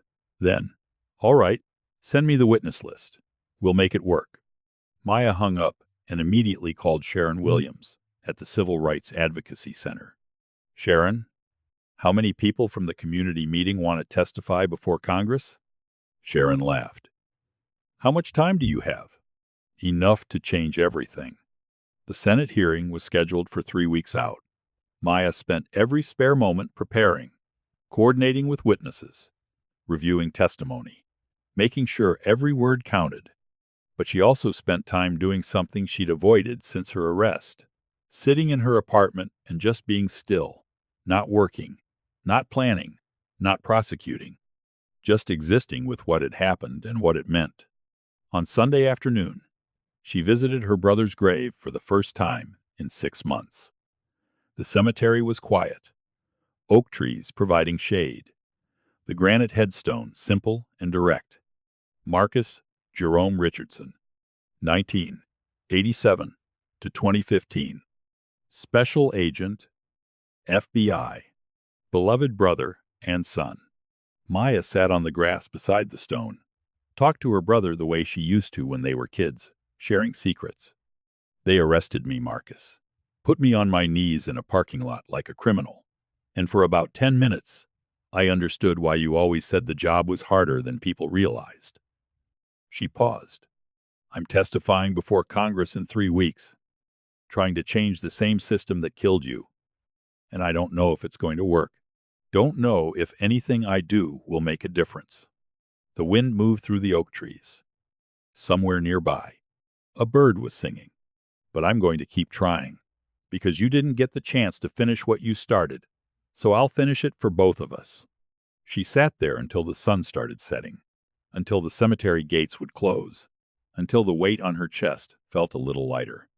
Then she stood up, touched her brother's headstone one last time, and went home to prepare testimony that would honor his memory by demanding the accountability he never received. If you were Maya, would you have accepted the $2 million settlement and moved on? Or would you push forward like she did, knowing it means reliving the trauma publicly? I really want to know what you'd choose. 3 weeks later, Maya Richardson walked into the Senate hearing room. Television cameras, reporters, every major news outlet covering the proceedings. The gallery was packed with people who'd come to hear testimony about police reform. Seated beside Maya were 6 other witnesses. Dorothy, whose grandson had been arrested for waiting outside a grocery store. Marcus Chen's mother, still grieving her son 3 years after his death. A former officer turned whistleblower who'd been fired for reporting misconduct. A teenager who'd been stopped 47 times before his 18th birthday. A mother whose daughter survived a no-knock raid that killed their dog and traumatized their family. And Sharon Williams, whose advocacy work had documented hundreds of similar cases. Senator Williams called the hearing to order. The room fell silent. "Today," he began, "we're here to examine the pattern and practice of civil rights violations in American law enforcement. We're here to listen to people who've experienced these violations firsthand. And we're here to determine what Congress can do to ensure that banking while black, or driving while black, or existing while black doesn't result in detention, arrest, or death." He looked at Maya. "Special Agent Richardson, you've prepared opening remarks?" Maya stood, adjusted the microphone, looked out at the cameras that would broadcast this across the country. "Senators, thank you for this opportunity. My name is Maya Richardson. I'm an FBI special agent specializing in civil rights enforcement. 21 days ago, I was arrested while attempting to deposit a settlement check at my bank. I was detained for 14 hours without charges, without a lawyer, without justification. And I'm here today not to tell you about my experience, but to explain what my experience revealed about a system that treats people differently based on the color of their skin." She spoke for 20 minutes, precise, factual, devastating in its accumulated detail. When she finished, the room was silent. Then Senator Williams spoke. "Agent Richardson, why didn't you identify yourself as FBI during your arrest?" "Because identifying myself would have ended my detention, but it wouldn't have addressed the underlying problem, that officers felt empowered to arrest me without probable cause in the first place. If showing a badge makes injustice disappear, then we're not solving injustice. We're just protecting people with the right credentials, while everyone else continues to suffer." The hearing lasted 6 hours. Every witness told their story. Every senator asked questions. Every moment was documented for the historical record. And when it was over, when the cameras finally stopped rolling, Maya walked out of that hearing room knowing she'd done everything she could. The rest was up to a system that desperately needed to change. Whether it would remained to be seen. The long work of justice. 6 months passed. The kind of time that turned headlines into history, viral moments into case studies, outrage into organizing. The Department of Justice's investigation into Bridgeport PD had concluded with a consent decree, the legal framework that would govern the department's operations for the next 5 years. Mandatory reforms, federal oversight, accountability measures with actual teeth. Officer Derek Hawkins had pled guilty to civil rights violations, 18 months in federal prison, lifetime ban from law enforcement. His sentencing hearing made regional news for about 3 days before the next crisis took over the media cycle. Patricia Brennan had taken a job at a small credit union in another state. Lower salary, no management responsibilities. She'd posted once on social media about the importance of recognizing unconscious bias, then deleted it when the comments section became a battlefield. First Heritage Bank had implemented new training protocols. Every employee now attended quarterly sessions on bias recognition, de-escalation, and proper verification procedures. The corporate office had issued a formal apology and donated $500,000 to civil rights organizations. The gestures felt simultaneously meaningful and inadequate. Progress and performance. Maya had learned to accept both as part of the slow machinery of change. Her apartment had changed too. Still minimalist, but softer now. Photos on the walls, her brother in his FBI uniform, her sister's family, the witnesses from the Senate hearing. The cactus on her windowsill had been joined by 3 other plants, gifts from people who'd sent them with notes saying they were inspired to grow something resilient. Maya stood at her window on a Tuesday morning, coffee in hand, watching the city wake up.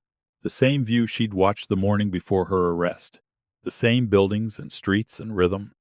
But she saw it differently now. Saw the invisible patterns of who moved freely and who moved carefully, who assumed safety and who calculated risk. Her phone buzzed. Text from Sharon Williams. "Community meeting tonight. They want to celebrate the consent decree. You coming?" Maya typed back. "Wouldn't miss it." Another text appeared. This one, from Angela. Mom wants to know if you're coming to Sunday dinner. She's making your favorite. Tell her yes.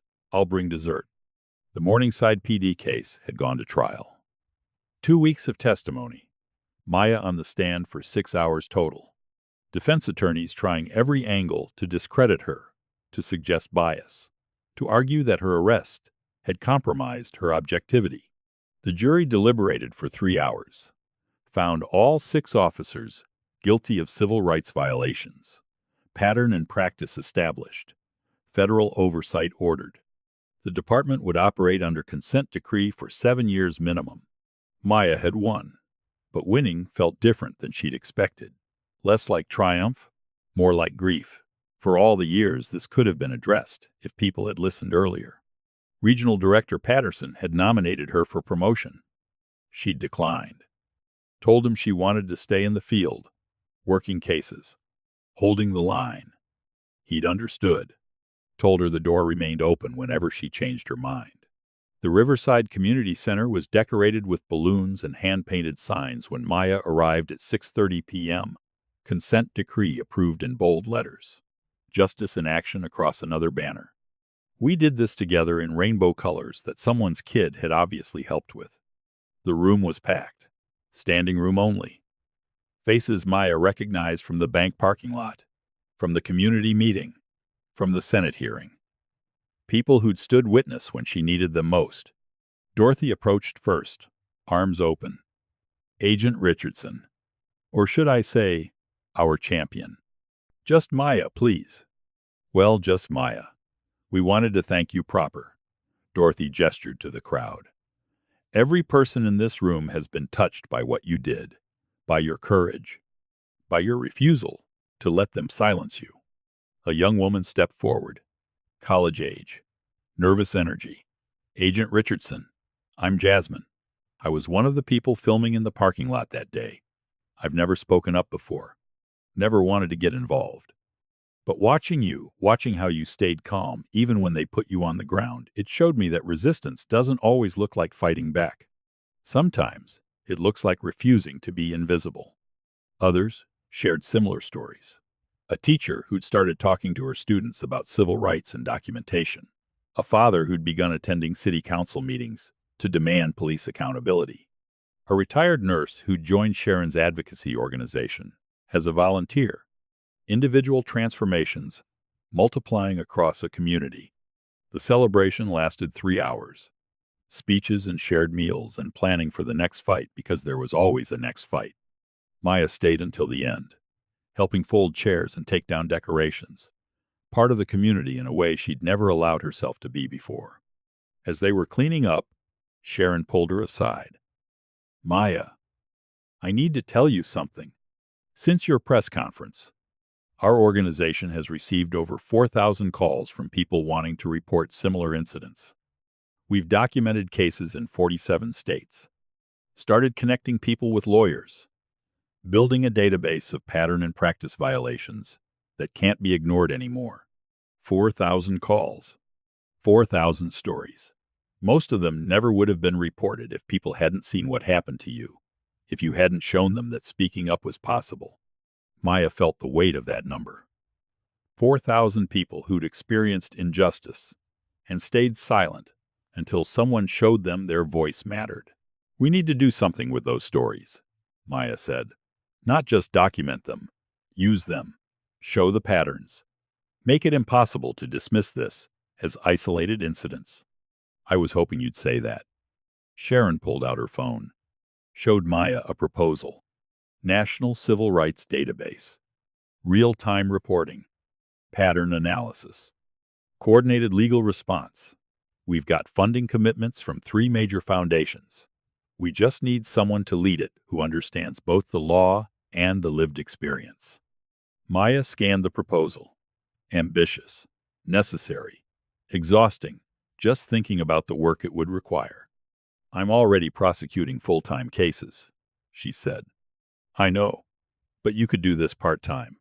Advisory role. Help us build the framework. Train the team. Make sure we're doing it right. Sharon's expression was hopeful, but not demanding. This is bigger than any single case, Maya. This is infrastructure for accountability. What you started can become something permanent. Maya looked around the community center. At the people still cleaning, still organizing, still refusing to accept injustice as inevitable. "All right," she said. "I'm in. But we do this right. No cutting corners. No compromising on data integrity. If we're going to build something that matters, it has to be built on truth." Sharon hugged her. "Thank you. This is going to change things." "We'll see. Change is slow. But it's happening. You started it." Maya shook her head. "I didn't start anything. I just refused to disappear when they tried to make me invisible. The people who really started this are the ones who filmed, who protested, who showed up to community meetings and Senate hearings. I'm just one person. This is a movement." Late that night, Maya sat at her desk reviewing the database proposal. The scope was enormous. The potential impact even larger. She'd be committing to years of additional work on top of her already crushing caseload. But she'd learned something during her 14 hours in custody. The work was never finished. Justice wasn't a destination you reached and then celebrated. It was a direction you moved toward every single day, through every decision. Her brother's FBI badge sat on her desk. She picked it up, felt its familiar weight. "Marcus, I don't know if you can hear me. Don't know if any of this matters, in whatever comes after. But I need you to know, I'm doing the work you started, the work that got you killed." She paused. "And I'm going to keep doing it until things actually change. Until people who look like us can exist in this country without calculating survival strategies. Until your death means something more than a cautionary tale." The badge caught the desk lamp's light. Maya set it back down, pulled up her laptop, started outlining her recommendations for the database project. Outside her window, the city continued its endless rhythm, people going about their lives, some aware of the systems that shaped their existence, others moving through the world, assuming safety and fairness as default conditions. Maya's job was to narrow that gap, to make invisible systems visible, to hold power accountable when it forgot that authority came with responsibility. 3 months later, the National Civil Rights Database launched. Press conference, media coverage, testimonials from people whose cases would now be tracked, connected, used as evidence of patterns that could no longer be denied. Maya stood at the podium, looking out at reporters and cameras and the weight of expectation. "This database," she said, "represents something simple but profound. Documentation. Every case reported here will be verified, cataloged, analyzed. We're not trying to punish individual officers. We're trying to identify systemic failures, to show departments where their policies create injustice, to give communities data they can use to demand reform." She clicked to the first slide. "In the 6 months since my arrest, we've documented 4,237 similar incidents. People detained, arrested, or subjected to excessive force during routine activities, banking, shopping, driving, existing in spaces where someone with authority decided they didn't belong." The numbers appeared on the screen. Demographics, geographic distribution, patterns emerging from individual stories. Each number represents a person, a life disrupted, trust eroded, sometimes trauma that lasts years. Maya's voice was steady. But each number is also evidence, proof that this isn't about bad apples or isolated incidents. This is about systems that produce these outcomes reliably, predictably, across jurisdictions and demographics. She advanced to the next slide. "We're partnering with 50 civil rights organizations nationwide, with law schools that will provide free legal assistance, with community groups that will help people navigate reporting processes. This isn't just a database. It's infrastructure for accountability." The presentation lasted 40 minutes. When it ended, the questions came fast. "Agent Richardson, some police unions are calling this database an attack on law enforcement. How do you respond?" "I respond by saying that good officers should welcome documentation. If your policing is fair and constitutional, data will prove that. The only people who should fear transparency are those who know their actions won't survive scrutiny. What about officer safety? Don't databases like this make it harder for police to do their jobs? Officer safety is important, but it doesn't justify constitutional violations. And the data shows that departments with better community relationships, with accountability measures, with training that emphasizes de-escalation over force, those departments are actually safer for officers. Trust protects everyone. Fear destroys communities. What do you say to people who think this is overreach? That one bad experience doesn't qualify you to restructure American policing? Maya smiled. The question wasn't hostile, just honest. I say that one experience gave me perspective I didn't have before. But I'm not restructuring anything. I'm documenting what's already happening and giving communities tools to demand the reforms they've been asking for decades. If that feels like overreach, maybe we should examine why accountability feels threatening. 1 year after her arrest, Maya returned to First Heritage Bank, not to deposit a check, just to see the space that had changed her life. The lobby looked the same, beige carpet with burgundy patterns, fluorescent lights humming overhead, teller windows with customers conducting ordinary transactions. But there was a new sign behind the customer service desk. We are committed to serving all customers with dignity and respect. If you experience discrimination, please report it to management immediately. Small gesture, probably corporate mandated, but visible nonetheless. A teller Maya didn't recognize approached. "Can I help you, ma'am?" "No, thank you. Just looking around." The woman's eyes widened with recognition. "You're Agent Richardson?" "Yes. I started working here 6 months ago. They told us about what happened during orientation. Made it very clear that nothing like that would happen again." She lowered her voice. "I'm sorry for what you went through." Maya nodded. "Thank you. But I hope the lesson wasn't just about me. I hope it was about recognizing bias and questioning assumptions." It was. They're serious about it now. Real serious. Good. Maya left the bank, walked to her car, sat in the driver's seat for a long moment. The parking lot where she'd been arrested was empty now, just painted lines and asphalt baking in afternoon sun. She could still feel it sometimes. The heat of pavement against her cheek, the zip ties cutting circulation, the knowledge that 32 cameras were recording her humiliation. But she could also feel what came after. The outrage, the organizing, the Senate hearing, the consent decree, the database, the slow, grinding work of turning one injustice into systemic change. Her phone buzzed. Text from Patterson. Trial verdict. Just came in on the Oakland case. Guilty on all counts. Department ordered to implement comprehensive reforms. Maya smiled. Another department held accountable. Another community given tools to demand better. Another step in the long march toward something resembling justice. She started her car, pulled out of the parking lot, merged into traffic. The city moved around her, indifferent to the battles being fought in courtrooms and community centers.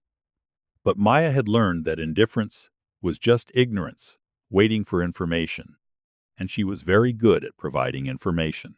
5 years after her arrest, Maya Richardson sat in her office reviewing the latest database analytics. Over 120,000 cases documented. 47 police departments under federal consent decree. 19 states that had passed police reform legislation, inspired by patterns the database revealed. The work continued. Would always continue. Because systems didn't fix themselves, and power didn't surrender without pressure. Her brother's badge still sat on her desk. Next to it now was the Senate hearing transcript, bound in blue leather, and a photograph from the community celebration, her standing with Sharon and Dorothy and Jasmine and all the other witnesses who'd stood up when standing up mattered. Maya was 40 now, still prosecuting cases, still running 3 miles every morning, still touching her brother's badge before difficult court appearances. But she'd added new rituals, weekly calls with Angela to talk about something other than work, monthly visits to her brother's grave, quarterly reviews of her own well-being because she'd learned that martyrdom wasn't the same as commitment. Her office door opened. Patterson stood there, holding a folder. "Maya, we have a new case. Small town in Nebraska. Sheriff's Department accused of systematic racial profiling. 37 complaints, filed in 2 years. Department says they're unfounded." He set the folder on her desk. "Sound familiar?" Maya opened it, scanned the details. Same pattern, same excuses, same refusal to see what the data showed clearly. "I'll take it." "You sure? You've been handling the heavy caseload. You could pass this to someone else." "I'm sure." Maya looked up at him. "This is what I do. What I'll keep doing until the work is finished." "The work is never finished, Maya." "I know, but it gets closer to done every time we refuse to look away." Patterson nodded, left her to the case file. Maya dove in, reading witness statements, reviewing arrest records, identifying the patterns that would become evidence. This was her purpose, not revenge for her own arrest, not personal vendetta against law enforcement, but the patient, meticulous work of holding power accountable, of documenting injustice until it couldn't be ignored, of standing with people who had no voice until the system gave them one. Outside her window, the city gleamed in afternoon light. Somewhere out there, someone was being stopped for driving while black. Someone was being arrested for banking while black. Someone was experiencing the same violation Maya had lived through, wondering if they'd survive it. And Maya Richardson, along with thousands of activists and advocates and ordinary people who'd decided enough was enough, was working to make sure those stories didn't disappear into silence. Justice wasn't a moment. It was a movement, and the movement was just beginning. Maya Richardson's story didn't end with her arrest. It began there. The woman who'd been forced to her knees in a bank parking lot became the federal agent who helped document over 120,000 similar cases, who testified before Congress, who built infrastructure for accountability that would outlast any single investigation. But she was never alone in the work. Every person who filmed that day, every witness who testified, every community member who showed up to meetings and demanded better, every family who refused to accept injustice as inevitable, they were the movement. Maya was just someone who refused to disappear when the system tried to make her invisible. And in that refusal, she showed others that resistance was possible, that speaking up mattered, that one person's courage could become a community's strength. The statistics are staggering. 4,000 cases in 6 months, 120,000 in 5 years. Each number representing a person, a family, a moment when dignity was denied and humanity was dismissed. But the statistics also show change. 47 departments under federal oversight, 19 states with new legislation, thousands of officers receiving actual accountability training, millions of people becoming aware of patterns they'd been taught not to see. Progress, slow and imperfect and nowhere near complete, but progress nonetheless. Because Maya Richardson understood something fundamental. You don't change systems by asking nicely. You change them by documenting relentlessly, organizing persistently, and refusing to accept the status quo as inevitable. Her brother didn't get justice. The officer who killed him faced no charges. The department issued statements and moved on, but Maya ensured his death wasn't meaningless. Every case she prosecuted, every department she held accountable, every person she helped find their voice, it all honored his memory by demanding the accountability he never received. Thank you for watching this journey through Maya Richardson's story. If this case moved you, if it made you think differently about justice and accountability, I hope you'll do something with that feeling. Hit that like button to help this story reach more people. Subscribe to Justice Stories. We're building a community that refuses to look away from injustice. And most importantly, share your thoughts in the comments below. What part of Maya's story hit you hardest? What would you have done in her position? How do we build a system that actually serves everyone equally? Your voice matters. Your perspective matters. And together, we can keep pushing toward the justice that people like Maya's brother and millions of others have been denied for far too long. I'll see you in the next justice story. Until then, stay aware, stay engaged, and never stop demanding accountability.